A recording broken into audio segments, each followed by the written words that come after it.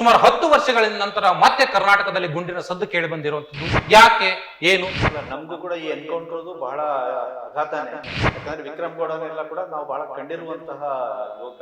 ವಿಕ್ರಮ್ ಗೌಡ ನಕ್ಸಲ್ ನಾಯಕ ಹಾಗೆ ಹೀಗೆ ಅಂತ ಎಲ್ಲ ಮೀಡಿಯಾದವರು ಪೊಲೀಸ್ನವರು ಎಲ್ಲ ಹೇಳಿಕೆ ಕೊಡ್ಬೇಕು, ನಗು ಬರೋದು. ಆದ್ರೆ ಇವರು ಯಾವಾಗ 2003ರಲ್ಲಿ ಪಾರ್ವತಿ ಮತ್ತು ಹಾಜಿಮಾರ್ ಎನ್ಕೌಂಟರ್ ನಡೀತದೆ ಹೆಬ್ರಿಯಲ್ಲಿ, ಅದಾದ ಸುತ್ತಮುತ್ತ ಹೆಬ್ರಿ ಸುತ್ತಮುತ್ತ ಇರುವಂತ ಎಲ್ಲ ಯುವಕರ ಮೇಲೆ ಇವರು ಸಿಕ್ಕಾಬಿಟ್ಟೆ ಕಿರ್ಕೊಳ್ಳೋ ಶುರು ಮಾಡ್ತಾರೆ. ಸತತ ಟಾರ್ಚರ್. ಏನಾಯ್ತು ಅಂದ್ರೂ ಕೂಡ ವಿಕ್ರಮ್ ಗೌಡ ನೆತ್ತಕೊಂಡು ಹೋಗ್ತಾರೆ. ಕೊನೆ ವಿಕ್ರಮ್ ಗೌಡನ್ಗೆ ರೋಸ್ ಹತ್ತು ಬಿಟ್ಟು ಇಲ್ಲ ಇಲ್ಲಿ ಪೊಲೀಸರನ್ನ ಉಳಿಯಕ್ ಬಿಡೋದಿಲ್ಲ ಅಂತ ಹೇಳಿ ಬರೀ ವಿಕ್ರಮ್ ಗೌಡ ಮಾತ್ರ ಅಲ್ಲ, ಅವ್ರ 3 ಜನ ಮಾವಂದರಿದ್ದಾರೆ, ಅವ್ರ 3 ಜನ ಮಾವಂದರನ್ನು ತಗೊಂಡೋಗಿ ಟಾರ್ಚರ್ ಮಾಡಿದ್ದಾರೆ. ಇವತ್ತು ಕೂಡ ಅವರ ಒಬ್ಬ ಮಾವ ಎಲ್ಲಿದ್ದಾರೆ ಅಂತ ಗೊತ್ತಿಲ್ಲ. ನಮಸ್ಕಾರ, ನೀವು ನೋಡ್ತಾ ಇದ್ದೀರಿ ಪ್ರಜಾಧ್ವನಿ ಟಿವಿ. ಪ್ರಜಾಧ್ವನಿ ಸ್ಪೆಷಲ್ ವಿಶೇಷ ಕಾರ್ಯಕ್ರಮಕ್ಕೆ ತಮಗೆಲ್ಲರಿಗೂ ಸ್ವಾಗತ. ನಾನು ರಮೇಶ್ ರೇಜಂಬೂರು. ಇವತ್ತು ಹೆಬ್ರಿ ಬಳಿ ಎನ್ಕೌಂಟರ್ ಆಗಿದೆ, ಒಬ್ಬ ಆದಿವಾಸಿ ಯುವಕನ ಹತ್ಯೆ ಆಗಿದೆ ಅನ್ನುವಂತಹ ಮಾತುಗಳು ಕೇಳಿ ಬರ್ತಾ ಇರುವಂತದ್ದು ಜನಸಮುದಾಯದಿಂದ. ಆದರೆ ಸರ್ಕಾರ ಜೊತೆಗೆ ಪೊಲೀಸ್ ಇಲಾಖೆ ಹೇಳ್ತಾ ಇರುವಂತದ್ದು ಒಬ್ಬ ನಕ್ಸಲ್ ನಾಯಕನನ್ನ ನಾವು ಹತ್ಯೆ ಮಾಡಿದೀವಿ ಅಂತ ಹೇಳಿ. ಸೊ ಈ ಒಟ್ಟಾರೆ ವಿಚಾರ ಏನ್ ನಡೀತಾ ಇದೆ?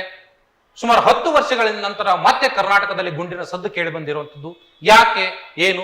ಎಲ್ಲ ವಿಚಾರಗಳಿಗೆ ಸಂಬಂಧಪಟ್ಟ ಹಾಗೆ ಚರ್ಚೆಯನ್ನು ಮಾಡೋಣ. ಇವತ್ತು ನಮ್ಮ ಜೊತೆನಲ್ಲಿ ಮಾಜಿ ನಕ್ಸಲರು ಹಾಗೇನೆ ಈಗ ಆಲ್ರೆಡಿ ನಾಗರಿಕ ಸಮಾಜದ ಜೊತೆನಲ್ಲಿ ಸೇರ್ಕೊಂಡು ಪ್ರಜಾಪ್ರಭುತ್ವದ ಹಾದಿನಲ್ಲಿ ಹೋರಾಟವನ್ನ ನಡೆಸ್ತಾ ಇರುವಂತಹ ನೂರ್ ಶ್ರೀಧರ್ ಅವರು ಹಾಗೇನೆ ಸಿರಿಮನೆ ನಾಗರಾಜ್ ಅವರು ಇಬ್ರು ಕೂಡ ನಾಯಕರು ನಮ್ಮ ಜೊತೆಗಿದ್ದಾರೆ. ಈ ಕಾರ್ಯಕ್ರಮವನ್ನು ಶುರು ಮಾಡೋಣ. ಸಿರಿಮನೆ ನಾಗರಾಜ್ ಅವರೇ ಹಾಗೇನೆ ನೂರ್ ಶ್ರೀಧರ್ ಅವರು ಇಬ್ಬರಿಗೂ ಕೂಡ ತಮಗೆ ಕಾರ್ಯಕ್ರಮಕ್ಕೆ ಸ್ವಾಗತ.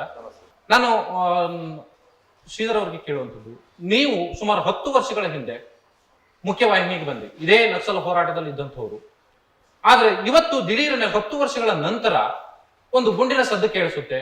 ಸೊ ಇಲ್ಲಿ ಒಬ್ಬ ನೀವು ಹೇಳ್ತಾ ಇರುವಂತದ್ದು ಅಥವಾ ಇಡೀ ನಾಗರಿಕ ಸಮಾಜ ಅಲ್ಲಿರ್ತಕ್ಕಂಥ ಆದಿವಾಸಿ ಸಮುದಾಯದ ಜನ ಹೇಳುವಂಥದ್ದು ಒಬ್ಬ ಅಮಾಯಕ ಆದಿವಾಸಿ ಹುಡುಗನನ್ನ ಹತ್ಯೆ ಮಾಡಲಾಗಿದೆ ಅಂತ ಹೇಳಿ. ಸೊ ಏನ್ ನಡೀತಾ ಇದೆ ಇಲ್ಲಿ ಅಂತ? ಅಲ್ಲ, ನಮಗೂ ಕೂಡ ಈ ಎನ್ಕೌಂಟರ್ ಬಹಳ ಆಘಾತನೇ. ನಿನ್ನೆ ನಾವಿಬ್ರು ಕೂಡ ತುಂಬಾ ಡಿಸ್ಟರ್ಬ್ ಆಗಿದ್ವಿ. ಯಾಕಂದ್ರೆ ವಿಕ್ರಮ್ ಗೌಡನೆಲ್ಲ ಕೂಡ ನಾವು ಬಹಳ ಕಂಡಿರುವಂತಹ ಯುವಕ.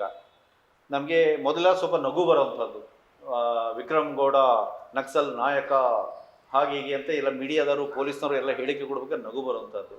ಹಂಗೆ ವಿಕ್ರಮ್ ಗೌಡ ಹಂಗೆ ನಕ್ಸಲೈಟ್ ಚಳವಳಿಯ ಬಹಳ ದೊಡ್ಡ ಲೀಡರು ಅಲ್ಲ. ವಿಕ್ರಮ್ ಗೌಡ ಬಹಳ ಸಾಮಾನ್ಯ ಆದಿವಾಸಿ ಕಾರ್ಯಕರ್ತರು. ಬಂದಿದ್ದು ಕೂಡ ಏನು ಸಶಸ್ತ್ರ ಹೋರಾಟಕ್ಕೋಸ್ಕರ ಬಂದಿರೋಂಥದ್ದಲ್ಲ. ಅವರು ಮಲೆಕುಡಿಯ ಸಮುದಾಯಕ್ಕೆ ಸೇರಿರುವಂಥ ವ್ಯಕ್ತಿ. ಹೆಬ್ರಿ ಇದೆ, ಅವ್ರಿಗೊಂದು ಸಣ್ಣ ಜಮೀನಿದೆ, ಒಂದು 14 ಗುಂಟೆ ಜಮೀನಿದೆ, ಒಂದು ಅರ್ಧ ಎಕರೆನೂ ಕೂಡ ಇಲ್ಲ. ಅದನ್ನು ಯಾವಾಗ ನ್ಯಾಷನಲ್ ಪಾರ್ಕ್ನ ಹೆಸರಿನಲ್ಲಿ ಎಲ್ಲ ಆದಿವಾಸಿಗಳನ್ನು ಎತ್ತಂಗಡಿ ಮಾಡುವಂಥ ಪ್ರಯತ್ನ ನಡೀತೋ ಅವಾಗ ಇವ್ರ ಮನೆಗೂ ನೋಟಿಸ್ ಹೋಗುತ್ತೆ. ಅದನ್ನು ವಿರೋಧ ಮಾಡಿ ಅವಾಗ ರಾಷ್ಟ್ರೀಯ ಉದ್ಯಾನ ವಿರೋಧಿ ಹೋರಾಟ ಸಮಿತಿ ಅಂತಾಗ ಅದ್ರಲ್ಲಿ ಪಾಲ್ಗೊಂಡು ಚಟುವಟಿಕೆಯಲ್ಲಿ ಇದ್ದಂಥದ್ದು. ಕರ್ನಾಟಕ ವಿಮೋಚನ ರಂಗ ಅನ್ನೋಂಥ ಒಂದು ಸಂಘಟನೆ ಬಹಳ ದಕ್ಷವಾಗಿ ಕೆಲಸ ಮಾಡ್ತಾ ಇತ್ತು. ಸೊ ಅದರಲ್ಲಿ ಪಾಲ್ಗೊಂಡು ಇವರೆಲ್ಲ ಕೂಡ ಕೆಲಸ ಮಾಡ್ತಿದ್ದಂಥವ್ರು. ಆದರೆ ಇವರು ಯಾವಾಗ 2003ರಲ್ಲಿ ಪಾರ್ವತಿ ಮತ್ತು ಹಾಜಿಮಾರ್ ಎನ್ಕೌಂಟರ್ ನಡೀತದೆ ಹೆಬ್ರಿಯಲ್ಲಿ, ಅದಾದ ಸುತ್ತಮುತ್ತ ಹೆಬ್ರಿ ಸುತ್ತಮುತ್ತ ಇರುವಂಥ ಎಲ್ಲ ಯುವಕರ ಮೇಲೆ ಇವರು ಸಿಕ್ಕಾಬಿಟ್ಟೆ ಕಿರ್ಕೊಳ್ಳೋ ಶುರು ಮಾಡ್ಬಿಟ್ರು. ಎಲ್ಲರನ್ನು ಕರ್ಕೊಂಡು ಹೋಗೋಂಥದ್ದು, ಟಾರ್ಚರ್ ಮಾಡೋಂಥದ್ದು, ಮಾಹಿತಿ ಉಂಟು ಮಾಡೋಂಥದ್ದು ಎಲ್ಲ ಕೂಡ. ಇದು ಭಾಳ ಕಮಿಟೆಡ್ ಆಕ್ಟಿವಿಸ್ಟೇ ಅವಾಗಲೂ ಕೂಡ. ವಿಕ್ರಮ್ ಗೌಡ ಸಣ್ಣ ವಯಸ್ಸು, 23 ವಯಸ್ಸು. ಅವಾಗ ಅವ್ರು ತೊಗೊಂಡೋಗಿದ್ದು ಮಾಡ್ತಿದ್ರು. ಕೊನೆಗೆ ಎಷ್ಟಾಯ್ತು ಅಂದ್ರೆ ಕರ್ಕೊಂಡೋಗಿ ಸತತ ಟಾರ್ಚರ್. ಏನಾಯ್ತು ಅಂದ್ರೂ ಕೂಡ ವಿಕ್ರಮ್ ಗೌಡ ನೆತ್ತಕೊಂಡು ಹೋಗುವಂಥದ್ದು. ಕೊನೆಗೆ ವಿಕ್ರಮ್ ಗೌಡನ್ಗೆ ರೋಸ್ ಹತ್ತು ಬಿಟ್ಟು ಇಲ್ಲ ಇಲ್ಲಿ ಪೊಲೀಸರನ್ನ ಉಳಿಯಕ್ಕೆ ಬಿಡೋದಿಲ್ಲ ಅಂತ ಹೇಳಿ ಬರೀ ವಿಕ್ರಮ್ ಗೌಡನ್ ಮಾತ್ರ ಅಲ್ಲ, ಅವ್ರ 3 ಜನ ಮಾವಂದರಿದ್ದಾರೆ, ಅವ್ರ 3 ಜನ ಮಾವಂದರನ್ನು ತಗೊಂಡೋಗಿ ಟಾರ್ಚರ್ ಮಾಡಿದ್ದಾರೆ. ಇವತ್ತು ಕೂಡ ಅವರ ಒಬ್ಬ ಮಾವ ಎಲ್ಲಿದ್ದಾರೆ ಅಂತ ಗೊತ್ತಿಲ್ಲ. ಪೊಲೀಸರು ಪಿಕಪ್ ಮಾಡ್ಕೊಂಡು ಹೋಗ್ತಾರೆ, ಮನೆಗೆ ಬಂದಿಲ್ಲ ಇದುವತ್ತು ತನಕನೂ ಕೂಡ. ಎಲ್ಲ ಅಲ್ಲಿರುವಂಥ ಬೇಕಾದ್ರೆ ಎನ್ಕ್ವೈರಿ ಮಾಡಿ ಜನರಿಗೆಲ್ಲ ಕೂಡ ಗೊತ್ತು ಏನಾಗಿದ್ದಾರೆ. ಜನರು ಬೇರೆ ಬೇರೆ ಕಥೆಗಳು ಹೇಳ್ತಾರೆ. ಕೆಲವರು ಹೇಳ್ತಾರೆ ಅವರು ಪೊಲೀಸರು ಪಿಕಪ್ ಮಾಡಿ ಅದೆಲ್ಲ ಟಾರ್ಚರ್ ಮಾಡಿ ಬಹಳ ಇನ್ಹ್ಯೂಮನ್ ಟಾರ್ಚರ್ ಮಾಡಿದ್ರಿಂದ ಅವಮಾನ ಸಹಿಸಲಾರ್ದ್ರೆ ಹೊಳೆ ಹಾರಿ ಪ್ರಾಣ ಕಳ್ಕೊಂಡ್ರು ಅಂತ ಕೆಲವರು ಹೇಳ್ತಾರೆ. ಕೆಲವರು ಇಲ್ಲ ಟಾರ್ಚರ್ ಟೈಮಲ್ಲಿ ಅವ್ರು ಸತ್ತೋದ್ರು, ಅದನ್ನ ತೊಗೊಂಡೋಗಿ ಏನೋ ಮಾಡಿಬಿಟ್ರು ಅಂತ ಹೇಳ್ತಾರೆ. ಇನ್ನೊಬ್ರು ಈ ಸವಾಸ ಬೇಡ ಅಂತ ಊರು ಬಿಟ್ಟು ಹೋದ್ರು ಅಂತ ಏನು ಹೇಳ್ತಾರೆ ಅಂತ ಇವತ್ತು ತನಕ ಗೊತ್ತಿಲ್ಲ ಕುಟುಂಬ.